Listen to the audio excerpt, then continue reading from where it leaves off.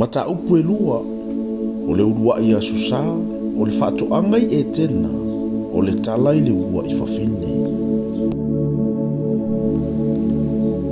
Ua umalava o na whaia o le langi ma le lalolangi, atoa fo ima mea uma o iai. Ua wha uma e le atua I le aso fitula na ngā luenga na whaia ia. O na malo o loa I le o ia I le aso fitula na ngā luenga uma na whaia ia. O na whaamanu atu lea e le atua I le aso fitu, ma na whaasai nai.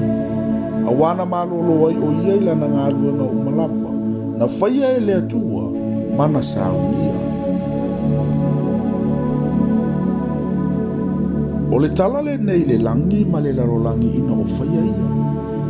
I le aso na whaia I Yehova le atua le larolangi ma le langi. Au lea I lava ni vau iti uma o le whanua I le lau ele ele. O le tutupu fo ila awa fu uma o le whanua. Awa ele I whaatuto ina le ua Yehova le atua I le ele ele. O le ai fo I se tangata ngā lua I le lau ele ele. Awa alua ele usa I le ele ele. Ua susua I le fonga ele ele uma. Ona whaia le Yehova le atua o le tangata I le efu efu o le ele ele. Ma ua manava I ona ponga Isu o le manava ona. Ona avea I lea o le tangata ma tangata ona. Ua whaia fo ia Yehova le atua o le whaatoanga I e tena I sasae.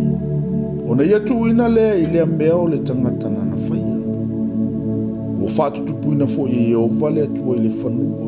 O la au umai matango fie I le vaai. E le lei fo I pe a aina. Ma le la au le ola I totonu o le whaatoanga. Ma le la au e loa ai le lei ma le leanga.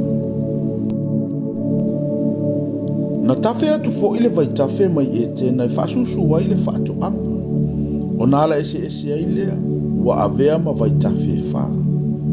O le ingo le tasio pisona. E whata milo le ile nu uma o havila. E iai auro, e le lei fo I auro le anu, e iai pe talama ma aso ama. O le ingofo I olona lua o vai tafe o kaiona, e whata milo le ile nu uma o kuso.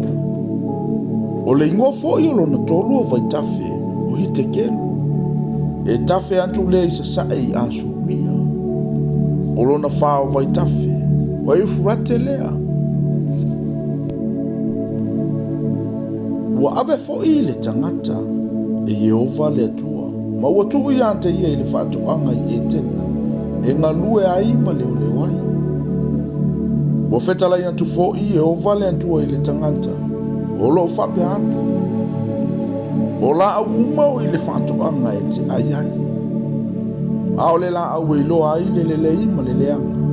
Aua e te ai ai. Awa o le aso e te ai ai e te oti ai lava. Ua whetalai mai fo I Yehova le atua. E lei na toa tasi o le tangata. O te whaia so na whesosoani e te tau maia. Na whaia Yehova le atua I le leo manu vai wha umalava. Manu whele lei umalava. Na ia au maia ia antamu ia I loa pe ni ani ingoa na te wha ingoa ai. O le ingoa o wha ingoa ina ia antamu I meola uma o lona ingoa lea. O na wha ingoa ina atu lea antamu ingoa I manu vai wha whenua uma. Ma manu whele lei. Atoa ma manu vai wha uma o le vau. Ao antamu. Ele I maua se whesosoani e te tau maia. Ua whaamboenga se ina o atamu Yehova le ntua. I le ua moe lapa. O na toina le ia le ntasi o na iwi aso. Mana whaaso o ane le a ano isu iai. O le iwi aso fo ina toina Yehova le atua ia atamu.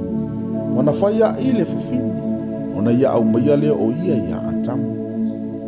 O na whapea I le o atamu. O le iwi lava le nei o wiwi.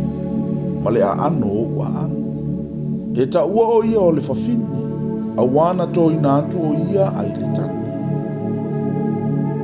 O le mele e tu ua ai e le tane lo na tamama lo na tina. Ai whatasi ma la nāwa. O na ave ai le o ila ua matino e tasi. Sa le lava I la ua antamu ma la nāwa, a ua le mama lava.